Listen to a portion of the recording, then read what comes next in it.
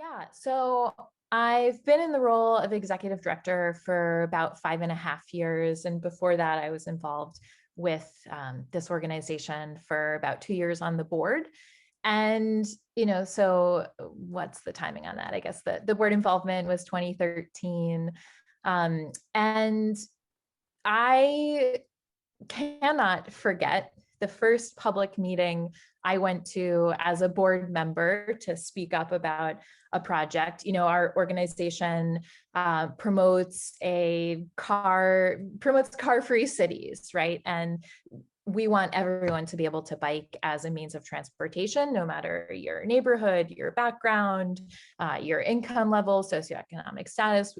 Everyone should have safe access and be able to, get to job centers and access that joy. So a little bit about what we do. And in order to do that, we see the need for a connected network of bike facilities. So again, longer, 7.5 years ago, I went to a public meeting and raised my hand to speak up in support of a somewhat controversial project. And the director of planning, who was a man, called on me and said, "The young lady in the back." And, just calling me young made me feel small and, minimized the impact that I felt my statement would have. And, these are things that all women, non-binary folks, non-men are subject to often. And it's something that men, especially white men, don't have to think about. And it's something, again, I think about all the time. And, just today was dealing with an issue, and these, run the spectrum of early stages in this role as executive director to, now confident and established.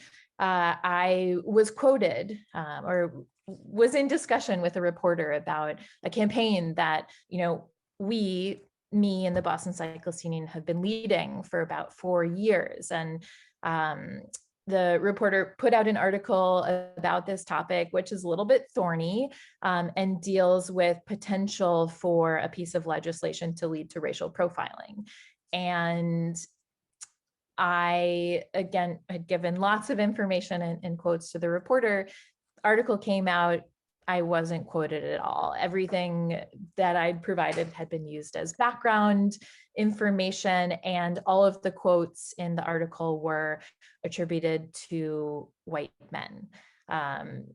And I was really angry and frustrated. This was something we'd been leading and I'd spent a lot of time and effort on, and reached out to a female colleague who said, "You should say something."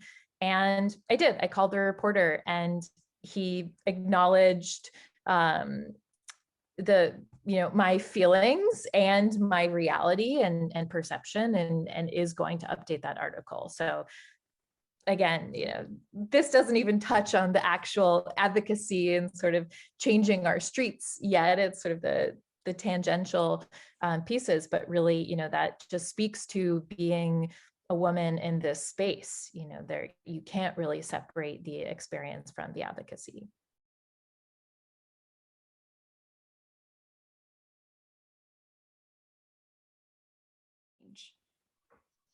Yeah, I would say I'm really proud of the advocacy environment in Boston around bikes and transportation. Our organization, we're led by myself, a woman, and the other bike and active transportation organizations in the space are women-led. And it's totally changed the way that we as organizations collaborate. There's less of feeling of competition between us, and we really support each other. And we're able to get more done. We co-sign letters that the other organization and other leaders have written, without question. We trust the information that the other organizations and the campaigns and the strategies that they're using. And we elevate and hire other women. And, perspective matters. The bike space, especially bike advocacy, has long been perceived, because it has been very white and male dominant. And, your perspective really shapes what you fight for, and how our cities and streets should be built and designed. And I think it's very important that this space is more inclusive. It's still far too white. And we need to elevate and uplift more non-binary folks. And again, differences in perspective really matter.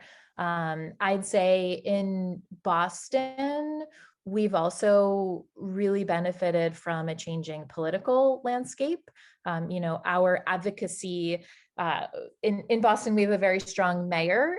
And we target the mayor to change policies and practices and projects, and the mayor obviously directs the staff to what to prioritize and how. But the city council pressures the mayor, and so our city council 8 years ago, maybe 10, the first Black woman was elected to city council, and it was then Councilor Ayanna Pressley, who is now our congresswoman. And for a city as diverse as Boston, we primarily only had white men on our city council until 10 years ago. Now the council is majority female, and majority people of color. And just the representation in that change has made a big difference. There are just a lot more perspectives that are being advocated for and that are being tended to, which we see as critically important. And also, hopefully within a week, the city of Boston is going to have its first non-white male mayor. Our current mayor, Mayor Walsh, is being swept into the Biden administration, into a cabinet position, and the current city council president, Kim Janey, will take the position of mayor, which is really exciting.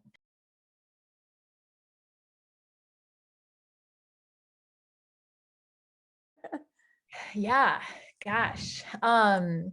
Even before this work, my previous work was with an environmental AmeriCorps program, and I love direct service. And I love direct advocacy and organizing and seeing those changes, and how activating people to speak up and to act makes change. I also love I have a mixed relationship with stepping back and ushering in the next generation. In my last role, I felt torn because I wanted to be doing the work.